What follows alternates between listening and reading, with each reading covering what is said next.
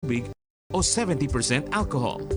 Ugaliin din maligo at maglinis agad ng katawan pagdating sa bahay. Basta't sama-sama at laging handa, kaya natin to!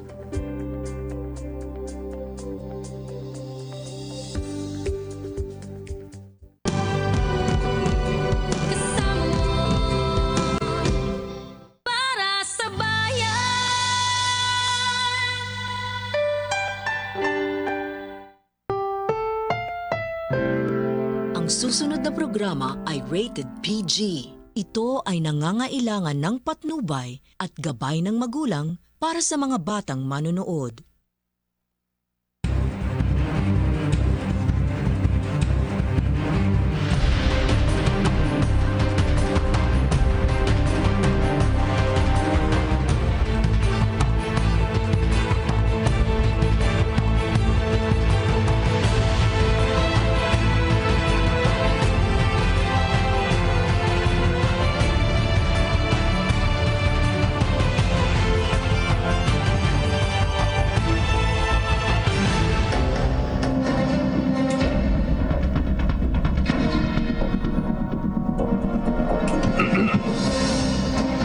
Isang mapagpalang araw sa mga minamahal kong kababayan sa iba't ibang panig ng mundo. Samahan niyo po kami na alamin ang mga pinakahuling balita tungkol sa COVID-19 sa loob at labas ng bansa.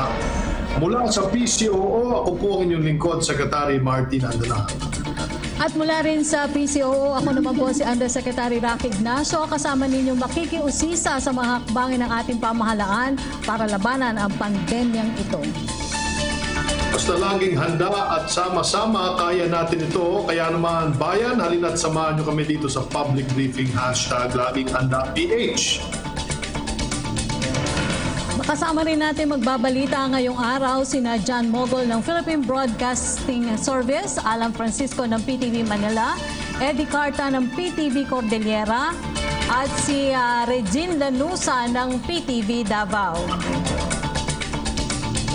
Silipin rin natin ng mga pinakahuling balita sa bansa. Senador Bongo naglabas ng pahayag tungkol sa inaing ng mga OFW patungkol sa pagtaas ng PhilHealth Premium Contribution. Ayon sa Senador, ang naturang pagtataas ng premium ay naayon sa Universal Healthcare Law na naisabatas noong pang-17th Congress na naglalayong mas maigtingin ang programang pangkalusugan para sa mga Pilipino. Sa naging report din ng PhilHealth noong nakaraang taon ay lumalabas na mas mataas ang halaga ng naging claims ng mga OFW at kanilang pamilya kung ikukumpara sa premiums na binabayaran ng mga ito. Gayunman, ayaw mapila si Senator Go sa PhilHealth na gawa ng paraan na i-delay ang paniningil ng mas mataas na kontribusyon lalo pat humaharap ang buong mundo sa krisis na dulot ng COVID-19. Dapat din daw na amyendahan ang naturang circular order kung saan kasama pa ang mga overseas Filipinos in distress sa dapat na magbayad ng dagdag na kontribusyon. Umapila din siya na mas paigtingin pa ang information drive ng PhilHealth para malinaw na maipaabot sa ating mga kababayan ang mga pagbabagong ipinatutupad ng ahensya. Samantala, paglalatag ng mga plano para sa mungkahing balik probinsya program ng pamahalaan sinimula na po sa isinagawang virtual meeting nung nakaraang linggo na pinangunahan ni Executive Secretary Salvador Medaldea at dinaluhan ni Senator Bongo kasamang ilang pang key government officials na pagkasunduan ng pagpapatupad sa balik probinsya program ay mahahati sa 3 phase na tutugon sa pangailangan ng bawat mamamayan sa pamamagitan ng mabilisan, panandalian at pangmatagalang solusyon.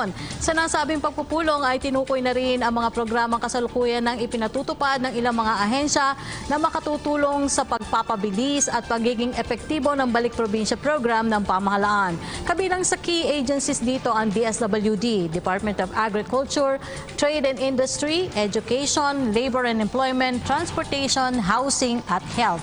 Ayon kay Senator Go na mahalaga ang maigting na pagtutulungan ng pamahalaan para masigurong mabibigyan ng magandang panimula at sapat na kabuhayan ng bawat individual o pamilya na makikiisa sa programa.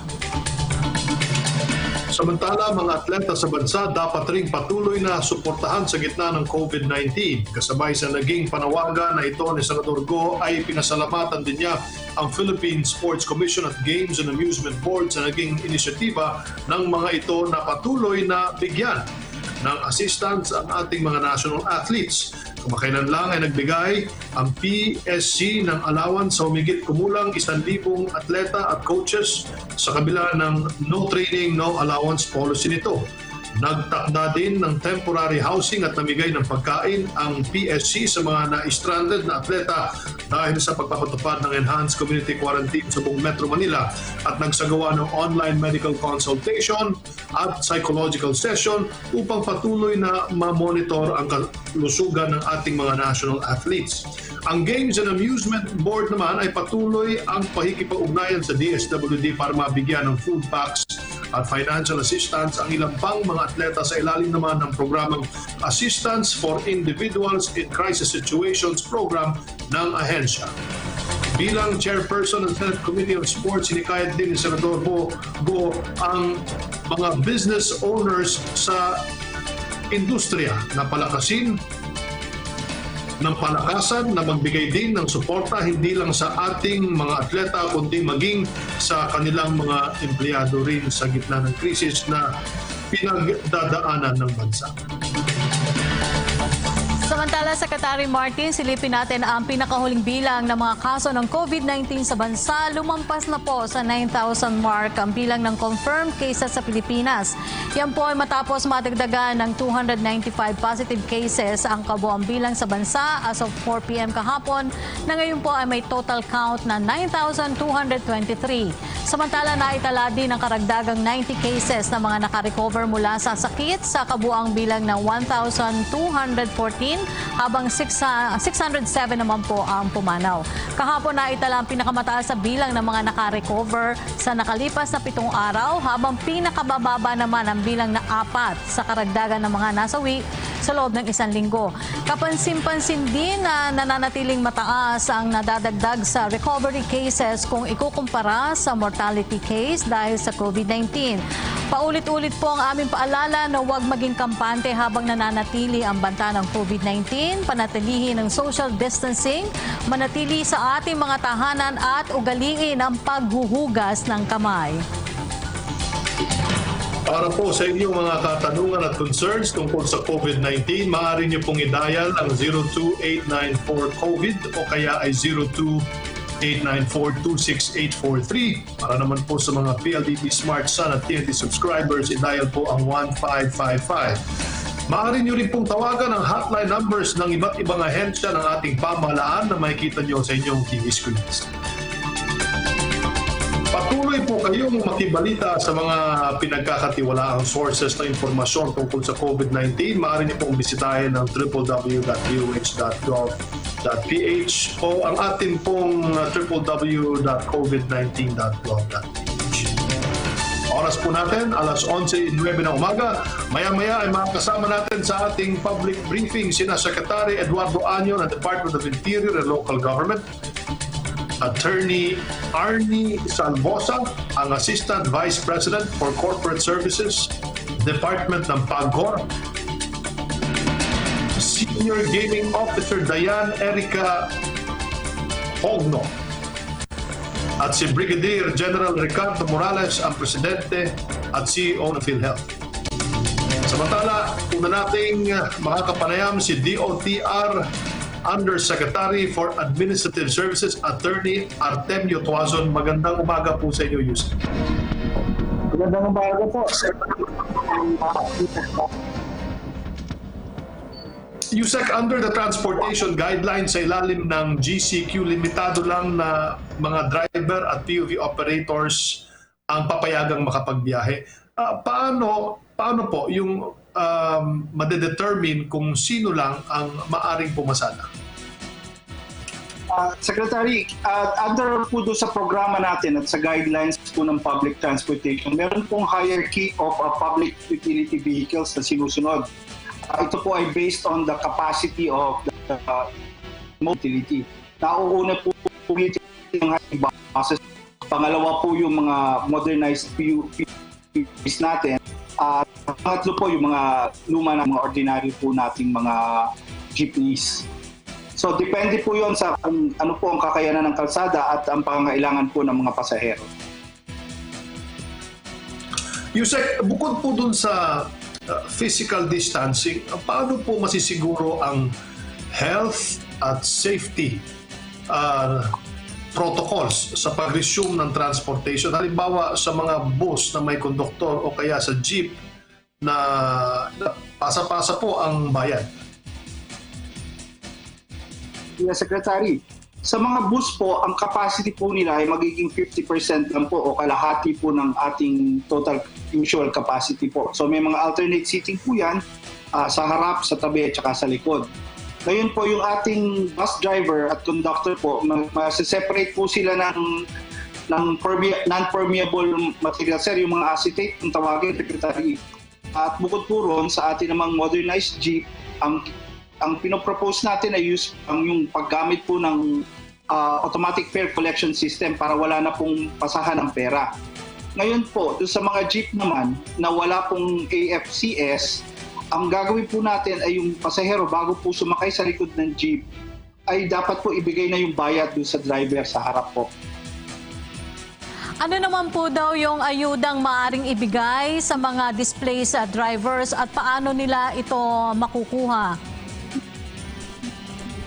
Ang DOT nag-submit na proposal sa House of Representatives na isama po sa stimulus package ng gobyerno yung pag-aayuda po sa ating mga operator at driver na maapektuhan po nitong limited capacity. Kasama na po doon yung fuel subsidy, yun pong mga loans para sa kanila po, tsaka yung deferment ng interest po yun sa mga nag-avail po ng ating PUVMP loans. Opo, magre-resume na rin po yung ibang aviation activity sa mga lugar na nakapailalim sa GCQ. Ano po yung mga guidelines sa new normal in air travel? For the airports, ma'am, under the GCQ, tama po kayo, mag-uumpisa na po mag-operate ulit po yan for commercial flights. Ngayon po, ang DOT po ay ating mga airlines na gamitin po yung sinasabing modelo po, yung hub and spoke na model po. Amihan po ng ating major airports like NAIA, Cebu, and Clark are still under ECQ. Ina-encourage po ng DOTR na gamitin po ng mga airlines yung ibang regional airports natin as their hub for their other flights to the other GCQ areas po. Opo. Yusa, kasi yung International Air Transport Association at International Chamber of Shipping o ICS, sabi po dito yung government should facilitate the movement of seafarers who have been affected by travel restriction. Ang sinasabi na nila, nagre-request po sila na i-identify daw po ng government yung mga airports that seafarers can use to for crew changes and make appropriate adjustment to current health and immigration protocols. Ano po ang reaction niyo dito? Tama po yan, ma'am. Actually po, ang ating mga airports na nagsaservice sa ating mga seafarers po ay dalawa. Yun pong karamihan ay nasa Terminal 1 and 2. At yung iba po naman ay naglumalapag yung kanilang flight sa Clark International Airport. Ayun po, by request po ni Secretary Galvez, ang ating national implementor, isinara po muna natin yung mga airports po natin for 1 week starting yesterday po para lang mailagay na po natin yung karapatang mga sistema at yung pang-testing po natin ng mga OFWs. Inaayos natin yung lugar para OFWs as well as yung mga nag-hand po sa atin sa airports. Yusek, pwede mo kaming bigyan ng update sa mga ongoing build projects ng pamahalaan spearheaded by the DOTR?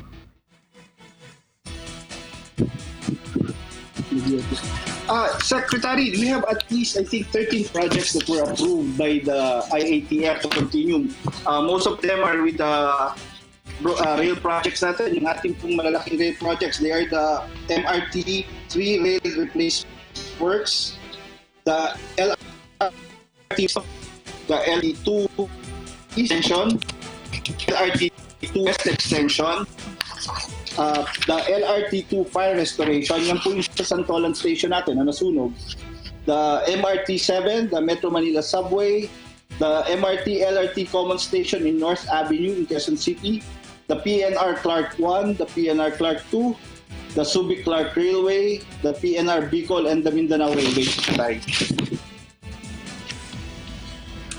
Paano po naman natin sinisiguro ang health and safety protocols sa ating mga construction workers? Secretary, they will be required to undergo testing, COVID-19 testing, prior to reporting for their areas. Tapos po doon, yung iba sa kanila ay house within site, sir. Kung tawagin natin ay on-site housing para hindi po sila kumakalat at palabas-labas.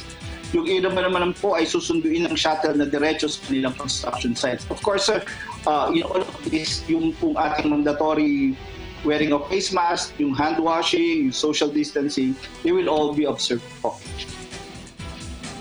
Yusek, ang economic recovery plans po na inihanda ng DOTR, pakipaliwanag lang po sa amin, sir, ito po as soon as matapos ang epekto ng pandemya sa bansa.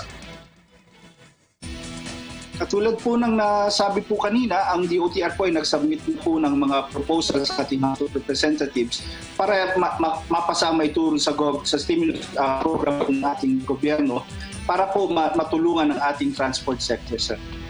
We have submitted already the proposal and we are awaiting the House of Representatives decision on the matter, sir. Ang tanong po naman mula kay Samuel Medanilla ng Business Mirror, nag-impose po ng 1-week suspension for inbound flights ang DOTR at ang Task Force COVID.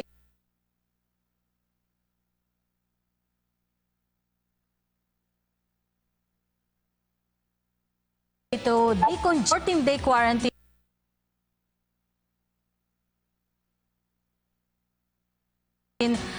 Doon po sa nasabing period at kung kailan naman daw po magre-resume ang domestic flights after po nitong suspension ng inbound flights.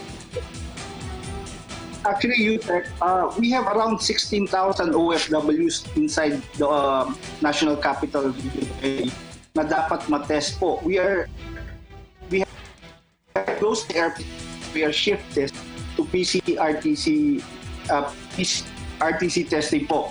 Ngayon, siguro po if everything that we have planned comes into place po, yung testing po natin for these 16,000 OFWs na nandito na sa NCR po ay matatapos natin by the end of this week po. So after that po, we can again open the airports. Actually, kaya rin po tayo nag-shift ng testing po to is because mas pwede po, once ma-test po negative po, kailangan silang i-maintain for 14 days sa quarantine. Pwede na po natin silang papauwiin sa probinsya nila. Okay. Maraming salamat, Yusek Artemio Tuaso ng DOTR. Mabuhay po kayo.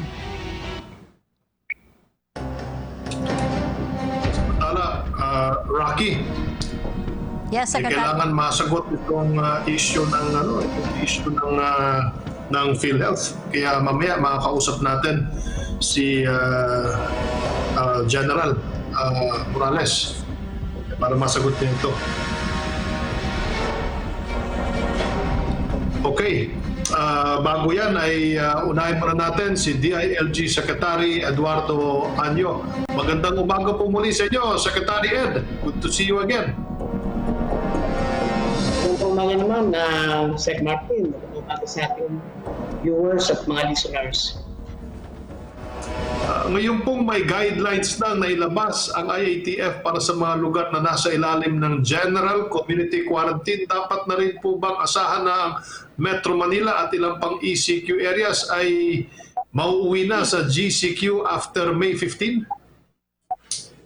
Sana nga, Sec Martin, ay gano'n na mangyari. No? Pero babantayan natin siyempre yung tinatawag natin trends at yung epidemiological trend. No? Sana ay bababa na talaga pa yung mga positive cases at saka lalo pang tumaas yung ating mga capacity sa pag-test at saka yung ating mga tinatawag na healthcare facilities ay madagdagan pa.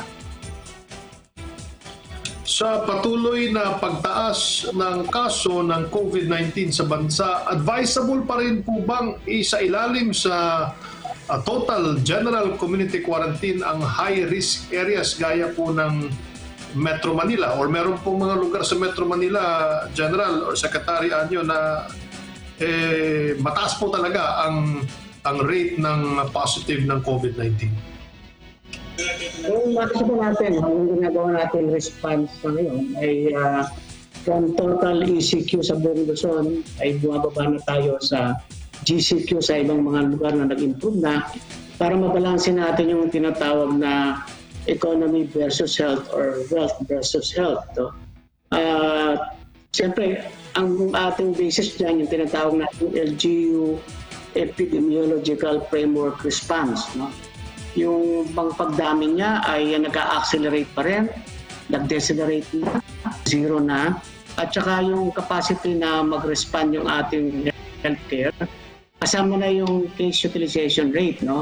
Halimbawa, kukunti nga yung case mo, pero yung pala, yung lahat ng ICU at saka ventilators mo ay nasa full maximum capacity na, nagagamit na siya. Kung magkakaroon pa ng second wave o kaya ay surge or outbreak, mahirap i-handle. So yung mga panuntunan. Pero ang talaga dito, ang pinaka-bottom line talaga dito, yung pagsunod ng ating mga kababayan, yung tinatawag nating social behavior na ready na tayo, na kahit walang GCQ o kaya naibaba ang ECQ to GCQ, gagawin mo naman yung personal role of part mo. Yung physical distancing, pagsusuot ng face mask, at saka bottom line dyan, stay at home kung wala kang gagawin. Stay at home talaga dahil GCQ at saka akala kasi pag GCQ ay pwede nang mag-relax, pwede nang magpunta ng mall. Hindi pa rin yun. Community quarantine pa rin yun. Ang ating pag-unlad at kung paano natin matatapos yung COVID na to ay nakasalalay sa bawat mamamayan natin, individual person. Secretary Anyo, tungkol naman po sa second tranche ng Social Amelioration Program, may sapat na pondo po ba ang gobyerno para dito? Yes, nagkaroon tayo ng pagpupulong sa IATF at doon ay napag-usapan doon na ang ating first tranche muna tayo. Tatapusin natin itong may pamigay, nagbigay tayo ng extension. At dapat doon, yung ating mga LGUs, may submit din kaagad yung mga pangalan ng mga hindi nakasama na qualified. Kasi sa second tranche, ay isasama na sila. At babayaran din pati yung first month sa mga under ECQ sa second month. Kasi bibigyan natin ng prioridad yung mga nasa ECQ na areas. Pero yung unang buwan, commitment siya ng ating Pangulo, talagang bibigyan natin lahat, pati yung mga hindi nakasama. Eligible ba rin ba po makatanggap yung mga hindi nabigyan ng tulong mula naman dito sa GCQ areas? At marami po nagtatanong kung yun daw pong subform ay dapat may barcode. Kasi meron daw po silang minsan na tatanggap na walang barcode. Dapat yan may barcode yan kasi yung pag-account ng bawat card na yan. At yung hindi nakasama nga sa listahan, dapat ay isubmit ng ating LGU yan, either in the form of survey form or kung paano listahan yung ginawa ng LGU para yan ay mabalidate ng DSWD. Sa susunod na bigayan, makatatanggap na sila. Sec Ed, naging mainit kahapon yung ginawang pagsita kay dating Senador Jinggoy Estrada dahil umano sa hindi nito pagsisecure ng permit para magsagawa ng relief operations. Ano po ba ang guidelines o tamang proseso sa pagsasagawa ng mga relief operations at feeding program? Una-una, nagpalabas nga ang IATF ng panuntunan, pati ang DILG, na dapat ang lahat ng magsasagawa ng relief goods at operations, unang-una dapat authorized yan. Meaning to say, coordinated yan sa local government units at meron silang certification. Kasi ang LGU kasi ang dapat na namumuno dyan para alam nila kung sino yung nakatanggap, hindi nakatanggap, saan papasok yung LGU, para naman matugunan yung hindi mga nakatanggap. At may mga ahensya tayo na nakatalaga dyan katulad ng OCD. Kasi napatunayan natin na may mga grupo na nagsasamantala na kunyari ay mag-distribute ng goods, yung pala, pagkakandak ng rally, o kaya ay nininegosyo lang nila. So, yung sa pagkaka-arresto kay former Senator Jingo Estrada, unang-una, wala siyang official coordination or siyang from the city government. So, paglabag niya ECQ guidelines. Pangalawa, yung mga nag-distribute, wala rin silang quarantine pass, no? They are not authorized person outside residence. So, violation na naman yon. Pagkatapos, nakita ko sa video, may mga pagsaway sa physical distancing. At pangapat, no, pati mga seniors at minors, ay lumabas na ng bahay. No? Another pagsaway na naman yon. So, dapat sana, no, naintindihan naman natin kagustuhan ni Senator Jinggoy na makatulong.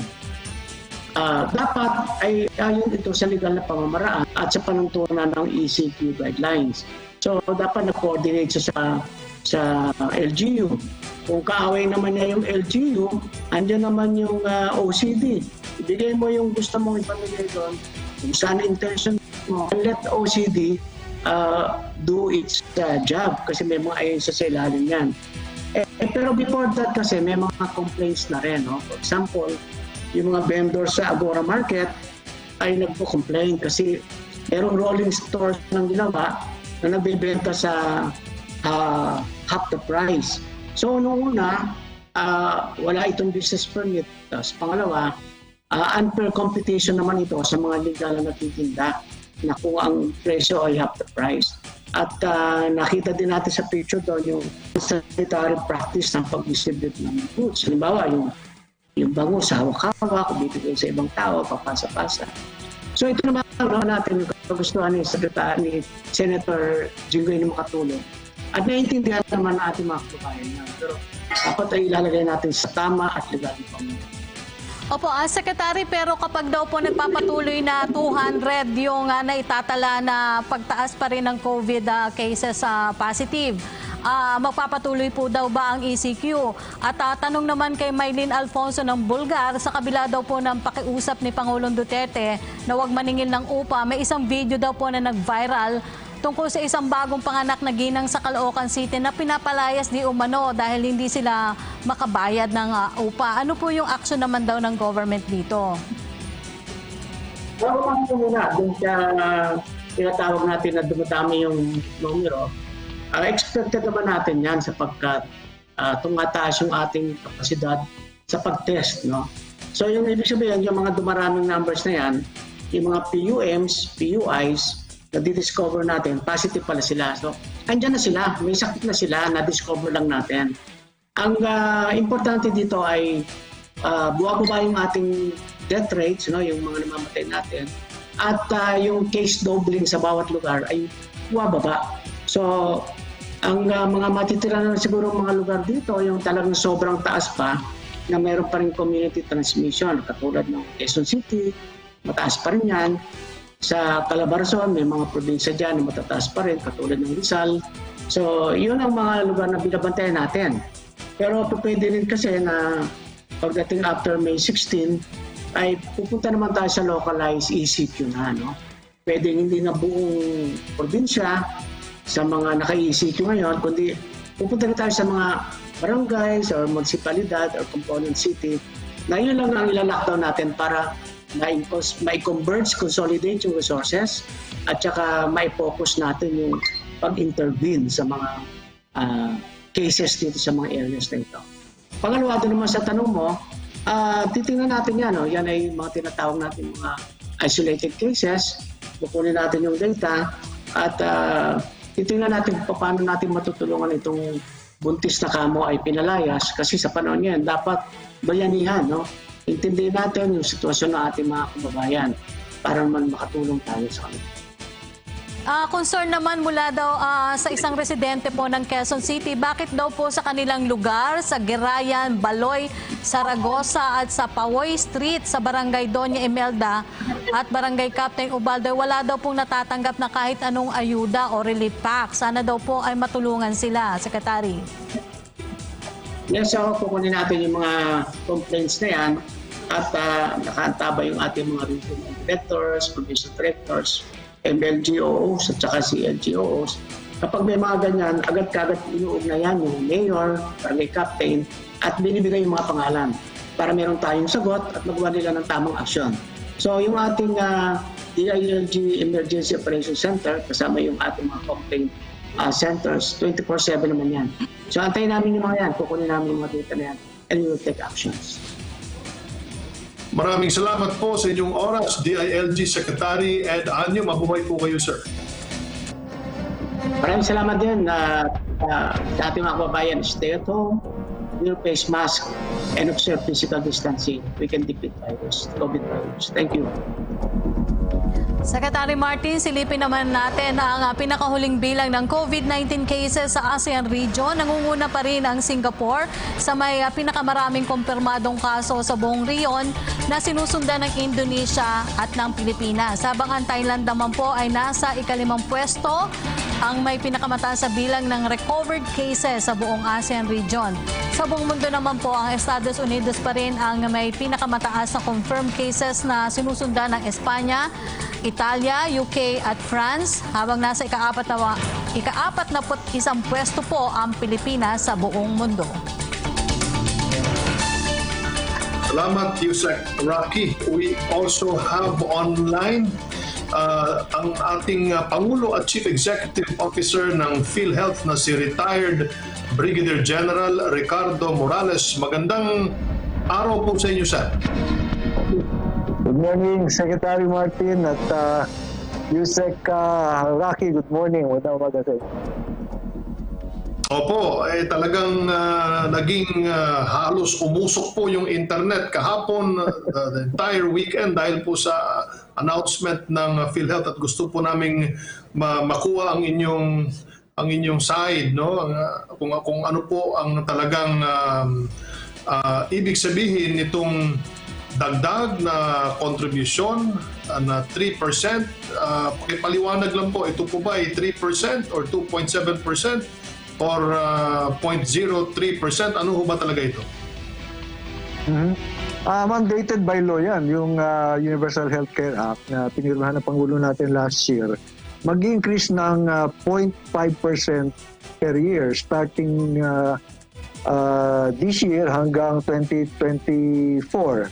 So last year 2.75% ang rate natin. This year magiging 3%. So yun ang premium rate na nakasaad sa batas. So in-implement lamang ng PhilHealth kung ano yung sinasabi sa batas. And we announced last year, November last year, itong increase na to. And inulit din natin itong recently, no? Yung increase. And itong recent circular, ito yung nag-result ng outcry sa mga OFWs. But hindi lang naman OFWs ang covered ng increase. Lahat ng direct members, those who are self-employed and paying their own premiums are affected by this increase. So, 0.5% po yung increase, hindi po 3%. No. The total for this year is 3%. Of the monthly pay of the member. Okay. Ano po ang magandang idudulot ng increase na ito sa kabuang serbisyo ng PhilHealth para sa mga miyembro? Well,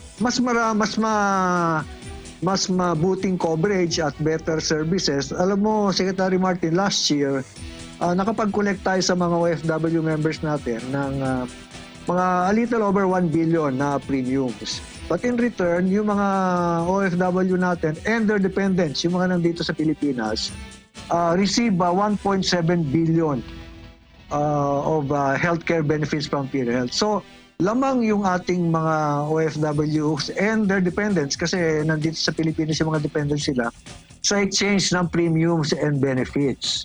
So, under Universal Healthcare, lahat ng Pilipino ngayon ay member ng Universal Healthcare. There are about 10 million OFWs overseas. And then, ang naka-register lang sa database ng PhilHealth is about 3.6 million. So, malaking membership pa yung hindi na-cover. Kailangan i-cover ito dahil ang mga OFWs natin ay may mga pamilya rito sa Pilipinas. As a matter of fact, 70% ng benefit payments are kiniklaim ng dependents ng OFWs natin dito sa Pilipinas. 30% lamang yung nasa abroad ang kiniklaim. So kailangan ma-cover natin ang lahat ng OFWs kasi itong nakasaad sa Universal Healthcare Law. So, General, ang ibig mo pong sabihin, itong increase na ito ay base po sa Universal Healthcare Act. At paano naman po daw yung magiging proseso ng pagbabayad, lalo na sa panahon ng transition period nito? Meron daw po bang ibibigay na grace period for this year? Actually, yung Rocky, nag-release na tayo ng pronouncement na i-relax natin yung collection period, may moratorium hanggang May 30, ano? Kasi yun din ang spirit ng Bayanihan Law, along with yung GSIS and SSS. Pero ngayon, since I'm sure hindi pa naman matatapos to ng May 30, we're looking at a longer period of the moratorium. So in effect, flexible payment period. You know, the reason na hindi masyado natin ginit itong moratorium sa payment, kasi meron din namang mga members na gustong magbayad. So, hindi naman natin tatanggihan yun dahil kailangan masustain yung pondo. Ang laki-laking makakaltas sa pondo natin dito sa COVID-19. So, hindi natin masyadong giniit na moratorium kasi baka yung gustong magbayad at kaya namang magbayad, hindi na rin magbabayad. But right now, we're also considering na i-declare na optional yung payment na premiums. Opo, General, kasi talagang ang dami pong nagagalit at nagpahayag ng disgusto sa initiative na ito ng PhilHealth sa pamagitan ng signature campaign at online petitions laban dito. So napakahalaga po talaga, General, na linawin po natin kasi 3% is na contribution for this year is a result of the 0.5% yearly increase. Tama po ba? Linawin po natin. Yes, last year, from here on in 0.5%, but from 2019 to 2020, the increase is from 2.75% last year to 3% this year. So 0.25 lang ang in-increase from last year. 2020 to 2021 up to 2024, 0.5% increase per year. So yun ang in the future. Yung 2019 to 2020, 0.25 lamang yung in-increase. Yun po yung problema natin kasi, General, doon po tayo nagka-problema kasi batay po doon sa mga sinasabi ng mga ating mga kababayang OFW, ang akala po nila ay 3% increase. Pero base sa paliwanag nyo po ay 2.75% na ang binabayad since last year. So therefore, ang itinaas ay 0.25%. Tama po ba? That's correct. That's correct. Oo. So yan po siguro ang dapat natin i-clarify, General, sa publiko, lalo na sa ating mga OFW. Kasi kawawa din po yung ating mga OFW. Meron din po nagsasabi sa kanila na bayad sa, of course, lahat po ng kanilang mga daing ay lumalabas na po ngayon. Ay sinasabi nila na this is so unfair. Hindi na nga nabigyan ng ayuda yung mga pamilya nila dahil meron daw OFW na kamag-anak, tapos ito pa, dagdag na pahirap. But then again, it boils down to a simple explanation na yung increase is 0.25, hindi 3%. No. 0.25 ang increase from last year, not 3%. Yan. Salamat po sa explanation, General. At least maliwanag po yan. Yusek Rocky, you have a question? Opo, may tanong lang po dito. Ano daw po yung tulong ng PhilHealth doon naman daw po sa mga senior citizen na nagkasakit o apektado ng COVID-19? At ang tanong naman po kay Samuel Medenilla ng Business Mirror, magkano po ang current funds at liabilities ng PhilHealth? Mas malaki ba o mas mababa pa ito kung ikukumpara po same period last year? At ano daw po ang reason for this trend? Yung senior citizens are covered by law, no? Hindi na sila babayad ng premium. May special law yan for senior citizens. They are fully covered by PhilHealth. And then, sa COVID-19 naman, meron tayong, if they were admitted up to April 14, at cost ang sasagutin ng PhilHealth. Kung ano man yung ginastos sa kanila, sasagutin ng PhilHealth. Wala silang dapat ibayad. Ngayon yung nakapagbayad na, i-reimburse sila fully ng PhilHealth. Ngayon, after April 14, meron tayong case rate na pinablish. Ang pinakamataas natin na case rate for critical pneumonia, which is the complication associated with COVID-19, is 786,000.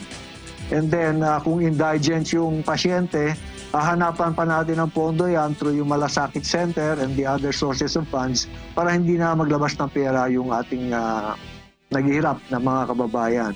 Ngayon, as to the funds of PhilHealth, we have enough funds. We have a net worth at about 200 billion. And then naglabas tayo ng cash advance sa mga hospital worth 30 billion, of which 14 billion na yung na-advance natin sa mga accounts ng hospitals. Lalo na yung mga hospital sa NCR dahil hotbed nga ito ng COVID-19. So we are well covered insofar as funding for COVID-19 response is concerned. General, tanong naman mula kay Joseph Morong ng GMA News. Totoo daw po na hindi makukuha ng OFWs ang Overseas Employment Certificate kung hindi daw po makakabayad ng PhilHealth contribution. Well, hindi naman ang PhilHealth ang may hawak ng Overseas Employment Certificate, kundi PUI at saka I think OWA. But nakipag-ugnay kami sa kanila para ma-register yung mga OFWs natin bago sila umalis, ano? Para, kasi may mga pamilya nga sila rito and then napakababa ng enrollment rate natin. Walang tao ang PhilHealth sa mga airports and seaports na mag-check ng Overseas Employment Certificate. Pinapakiusap lang namin to sa POIA na matulungan kami i-register, i-enroll yung mga departing OFWs para ma-cover natin sila and especially their dependents na naiwan dito sa Pilipinas. Okay, maraming salamat po sa pagpapaunlak niyo, Brigadier General Morales at ang Presidente and CEO ng PhilHealth. Maraming salamat po. Thank you, Your Secretary. Thank you, Secretary Martin. Thank you. Maraming salamat. Salamat po. Sa puntong ito, mga kapaliham natin mula sa PAGCOR, sina PAGCOR Corporate Services Assistant Vice President Arnie Salvosa at si Senior Offshore Gaming Officer Diane Erica Hogno. Magandang araw po sa inyong dalawa. Magandang umaga po, Secretary Martin, Yusek Rocky. Magandang umaga po, Secretary Martin, at magandang umaga po sa ating lahat ng kababayan.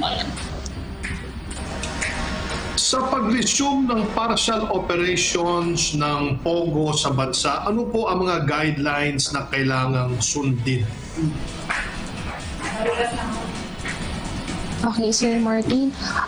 Para po sa pag-resume ng partial operations ng ating POGO licensees and their accredited service providers, unang-una po dapat ay magkapagpresenta sila ng Certificate of Registration with BIR and any certificate or document attesting na wala na po silang liabilities with BIR as of March 2020. So, very strict po kami sa requirement na ito na masettle po nila yung kanila pa pong remaining na unpaid taxes with BIR. As to PAGCOR requirement naman po, they have to update the payment of their regulatory fees and kailangan din po nila magbayad ng minimum guarantee fee for the month of April kahit po wala silang naging operations for the month of April. Marami ang kumwestiyon sa legality ng POGO at kung bakit ito pinayagang mag-operate sa gitna ng umiiral na ECQ. Paano po ito naging legal, ma? Para po sa kapakanan ng mga kumukwestiyon. Bale po, humingi po kami ng permiso para mapayagan ng partial operations ng Philippine Offshore Gaming Operation dahil isa po sa component nito, which is the support services, ay performing po as a BPO. Halaga po nating maalala na ang POGO po ay may 3 key components, ang players, operators, and support services. Ang players po at ang operators are situated outside the country. Nasa labas po sila ng Pilipinas.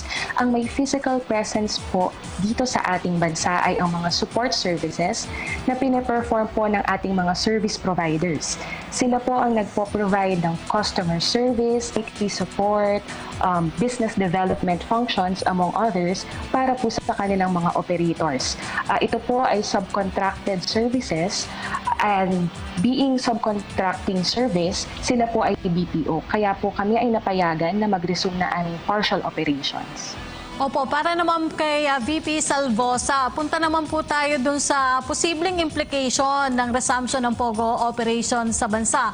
Paano po makakatulong sa programa ng pamahalaan para naman po ma-mitigate ang epekto ng COVID-19? Okay. Magandang umaga po, Yusek Rocky. Una-una po ay siyempre meron ho tayong inalat ang Congress na 1.5 trillion na pwedeng i-realign na budget doon para sa ating response sa COVID-19. Ngunit sa ating basic ho sa ating national budget, most of the funds na nakabudget na ay kailangan pang tugunan ng appropriate na revenue from the collection of government, like sa taxes po, sa mga fees at saka sa mga licenses. Ngayon po, yun pong POGO ay napatunayan na po na it's a good source of revenue for government. Tulad po nung isang taon, umaabot po ng 11 billion ang kinita ng gobyerno sa POGO na binubuo po ng mga license fees sa PAGCOR at saka po 6 na billion na ibinayad sa buwis sa BIR. So ano naman po daw yung mga health and safety measures na kailangan gawin at dapat sundin po ng POGO para sa kanilang workers? At paano po ito imo-monitor ng PAGCOR? Tulad po nung nabanggit ng aming chairman nung isang araw, una-una po dyan, kung ang isang worker ng POGO ay may nararamdaman na bago siya pumasok, hindi na po siya papayagang pumasok, imbes ay dadalhin na po siya diretso sa ospital. Bago po pumasok ang mga workers ng POGO, ay sila muna ay pag-undergo ng testing at yung mga nag-negative lang po dun sa test ang papayagang pumasok. I-observe din po yung requirement sa guidelines na inaprubahan ng IATF na kailangan ay may shuttle service yung mga pupunta sa worksite. At yung mga iba na nasa worksite ay kailangan bigyan ng accommodation.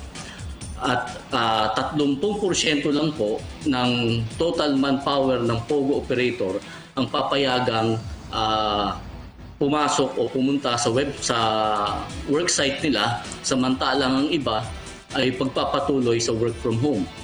Ang worksite naman po ay they will still observe yung social distancing at saka yung sanitation.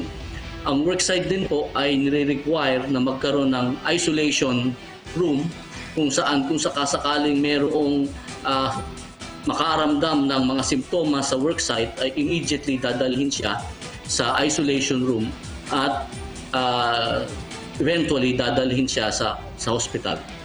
So pagbalik ho nila sa kanilang housing, they are also provided housing, babalik ho uli sila dun sa kanilang shuttle service.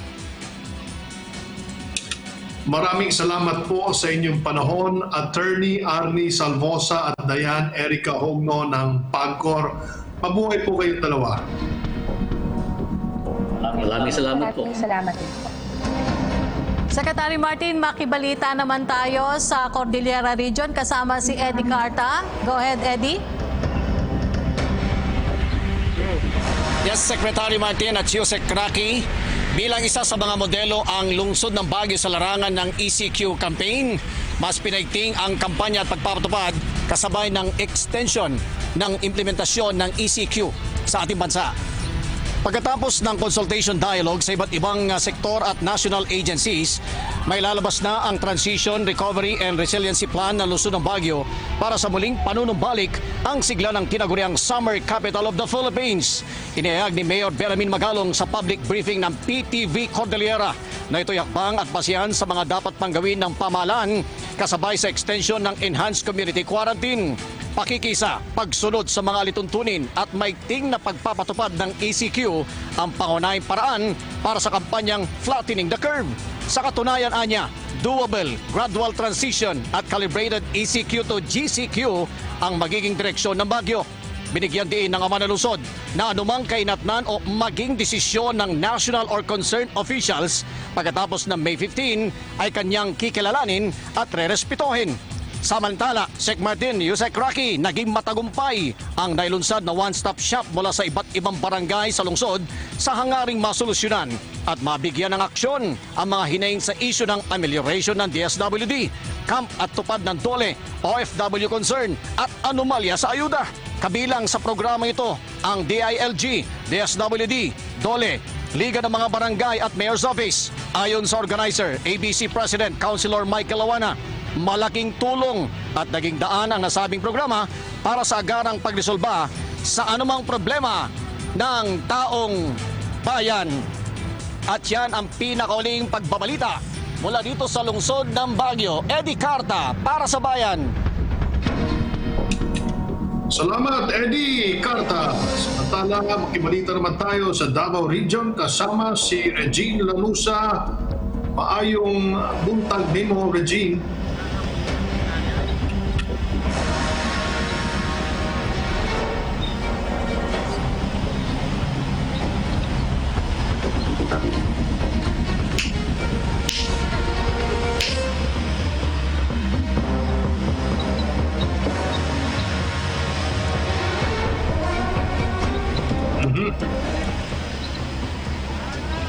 Balikan natin si Regine.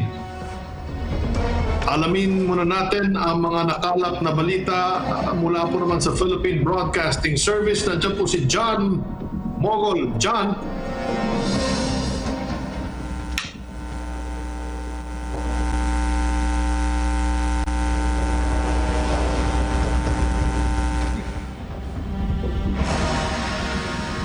Narito pa ang ilang karagdagang balita mula sa iba't ibang panig ng ating bansa. Mula po sa Iloilo, si Governor Arthur Defensor Jr. sinusuportahan ang rekomendasyon ng Regional Interagency Task Force on COVID-19 na suspendihin ang mga biyahe ng mga Ilonggo na OFW mula po sa Maynila pabalik sa Iloilo. Ang detalye mula kay Bing Pabiona. COVID Radio. Hashtag Laging Handa Radyo Pilipinas Special Coverage. Sinusuportahan ni Governor Arthur Defensor Jr. ang rekomendasyon ng Regional Interagency Task Force on COVID-19 sa National Interagency Task Force na suspendihin muna ang mga biyahe ng Ilonggo Overseas Filipino Workers mula sa Metro Manila patungong Iloilo. Gusto ni Defensor na kung pwede, wala mo nang magbibiyahe dahil may 5 nagpositibo ng mga OFW na bumalik sa Iloilo kamakailan. Ang paghayag ni Governor Defensor na kung hindi mapailalim sa real-time polymerase chain reaction o RT-PCR test ang mga babalik sa Iloilo, malaki itong panganib at may posibilidad na may magpositibo sa COVID-19. Ayon kay Defensor na makompromeso ang pagkwarentina sa buong probinsya, kabilang na dito ang lungsod ng Iloilo dahil ang Metro Manila ay ang ground zero ng COVID-19 pandemic at hindi dapat ikalat ng tao dahil kung ipinapatupad ang kwarentina, dapat walang gumagalaw o lumabas sa kanilang mga lugar o sa mga bahay. Mula sa Iloilo, Bing Fabiona para sa Radyo Pilipinas. Samantala, ang Holo Public Market naglagay na po ng mga marka para matiyak ang social distancing na mas lalo pang hinigpitan sa ipinasang ordinansa ng Sangguniang Bayan. Mula sa Radyo Pilipinas Holo, narito ang balita ni Nashra Ani. COVID Radio. Hashtag Laging Handa Radyo Pilipinas Special Coverage. Nilagyan ng bilog na marka ng Municipal Public Works ang pamilihang bayan sa Holo, lalawigan ng Sulu. Ito ay alinsunod sa kautusan ni Mayor Kercartan upang matiyak ang pagpapatupad ng panuntunan kaugnay sa social distancing. Ang Holo Public Market ay isa sa mga lugar sa nasabing bayan na kadalasan dinaragsa ng mga residente para sa kanilang pangunahing pangangailangan, lalo pat buwan ng Ramadan ngayon. Ang hakbang na ito ay bilang pagpapatupad na rin ng ordinansa na ipinasa kamakailan ng Sangguniang Bayan ng Holo kaugnay sa mas lalo pang pagpapahigpit ng panuntunan ukol sa social distancing at mass gathering. Ayon kay Municipal Planning Development Officer Lani Anilugman Tulawi, spokesperson ng Holo Task Force COVID-19, kabilang sa nakasaad sa ordinansa bilang 5, Cheers of 2020 na sa kauna-unahang pagkakataon nagkaisa ang 6 na miyembro ng Sangguniang Bayan ng Holo bilang may akda sa paglalagay ng mga establishmento ng marked spacing arrangements sa pamamagitan ng paglagay ng linya o marka at pagdabit ng signage na kailangan upang matiyak ang distansya ng bawat isa. Papatawan niya ang establishmento ng 2 araw na suspensyon at para sa individual, mumultahan ng 500 piso at 5 oras na community service para sa unang paglabag. 5 araw naman, hindi pa hintulutan makapagbukas ng establishmento at 1,500 na multa at 5 araw na community service para sa individual sa pangalawang paglabag at pansamantalang pagpapasara ng tindahan hanggang sa tuluyan lang bawiin ng Pangulo ang state of public health emergency at 2,500 multa at 8 oras na community service naman para sa mga individual sa pangatlong paglabag. Dengolong Sulunas Anley para sa Radyo Pilipinas. At yan po ang ating mga balita mula rito sa Radyo Pilipinas. Balik po tayo sa studio kasama sina Secretary Martin at Yusek Rocky. Okay, maraming salamat dyan. Balikan natin si Regine Lanusa mula naman sa Davao City.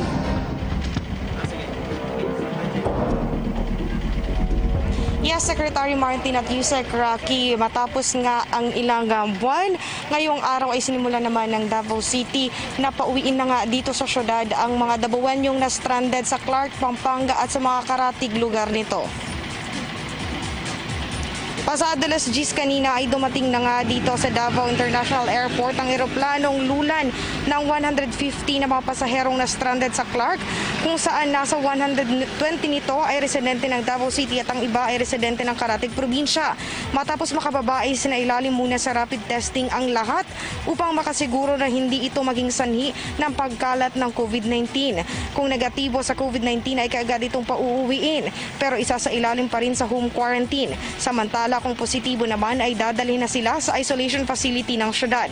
Bawal ang sundo, kaya naman naghanda ng sasakyan ng Davao City LGU na siyang maghahatid sa mga umuwi sa kanilang bahay. Nagpadala na rin ng mga sasakyan ng mga karatig probinsya ng Davao City na siyang susundo sa kanilang mga residenteng umuwi dito. Ayon sa head ng City Tourism Operations Office na si Jean Rose Texon, walang babayaran ang nasabing mga individual dahil ang lokal na pamahalaan ang ng Davao City na ang nagbayad ng lahat. Maliban dito ay pinauwi na rin nila ang mga na-stranded dito sa Davao City na papunta sa Clark, Pampanga. Sinagot din ng lokal na pamahalaan ang kanilang pamasahe. Ngayong Miyerkules naman ay nakatakda na ang biyahe ng Davao City to Manila, kung saan nasa 400 na mga individual na na-stranded sa Manila ang inaasahang pauuwiin dito sa Davao City at syempre isa sa ilalim din sila sa rapid testing. At yan muna ang pinakahuling update mula dito sa Davao City. Regine Lanuza para sa Bayan. Okay, maraming salamat sa iyo, Regine. Nag-uulat mula sa Davao City. Secretary? Ayun, talagang siksik na siksik ang ating balitaan ngayong umaga, Rocky, at meron naman tayo mga naliwanagan ng mga issue. Lalong-lalo na itong sa mga OFWs na na-increasean ng bayad sa PhilHealth. Pero ang importante dito ay nanawagan din si Senator Bongo na dapat ito ay magkaroon ng moratorium. No? Dapat hindi sa panahon na ngayon na naghihirap tayo lahat. Samantala, magbabalita rin si Alan Francisco mula po naman sa Quezon City. Alan, come in.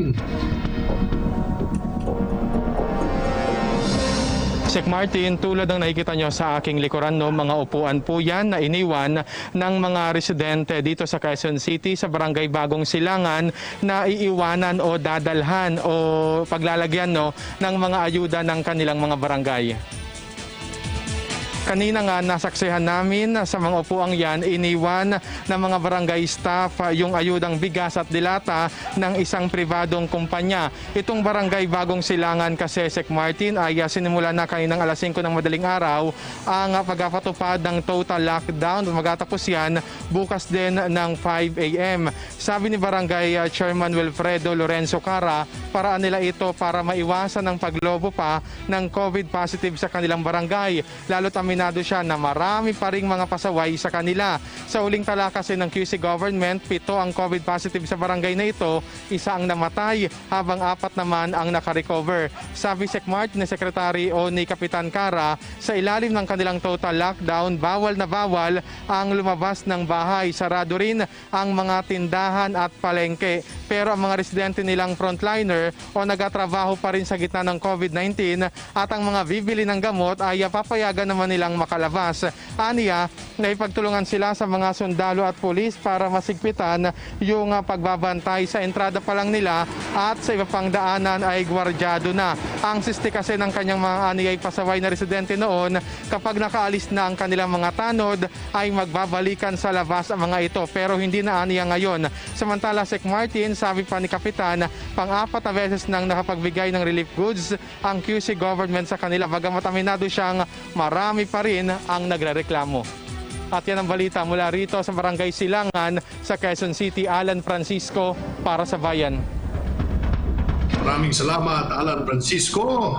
At Rocky, pasalamat din tayo sa mga naging panauhin natin ngayong araw na ito dito sa public briefing, #laging handa, at sa lahat po ng mga agencies sa kanilang paghahatid ng balita at impormasyon. Maraming salamat din sa ating, ito, mahalaga ito pasalamatan natin ang Filipino Sign Language Access Team for COVID-19 sa inyong araw-araw na suporta sa ating programa. Mabuhay po talaga kayo, mga sir at mga ma'am. At dyan po nagtatapos ang ating programa para sa araw na ito. Ako po ang inyong lingkod, Secretary Martin Andanar mula sa Presidential Communications Operations Office. At mula pa rin sa Presidential Communications Operations Office, ako naman po si Undersecretary Rocky Ignacio. Talagang bagay na bagay sa iyo, Rocky, pag nasa studio, no? Ano bang nagbago sa isipan mo at ikaw ay pumunta dyan sa studio at pumatak dyan? May inasikaso tayo, Secretary Martin, sa opisina natin dito sa PTV. Okay, maayos yan. Nga pala, nag-o-offer si Les Reyes, yung Les Reyes barbershop na libreng gupit dyan sa PTV. Kung gusto nyo raw, pupunta sila dyan para magbigay ng libreng gupit the same way that they do this sa mga ospital. Libreng gupit. Magandang project yan. Hanggang bukas po muli, dito lang po sa public briefing, #laging handa PH.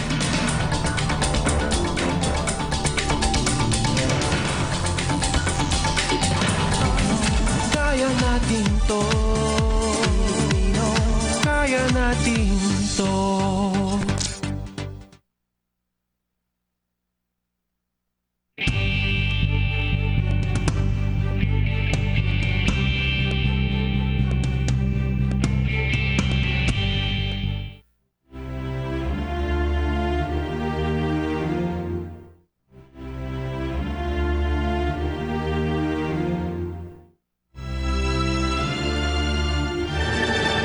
RPN Radio Philippines Network, Radyo Ronda, DZBS Baguio, member kapisanan ng mga broadcaster ng Pilipinas. The coronavirus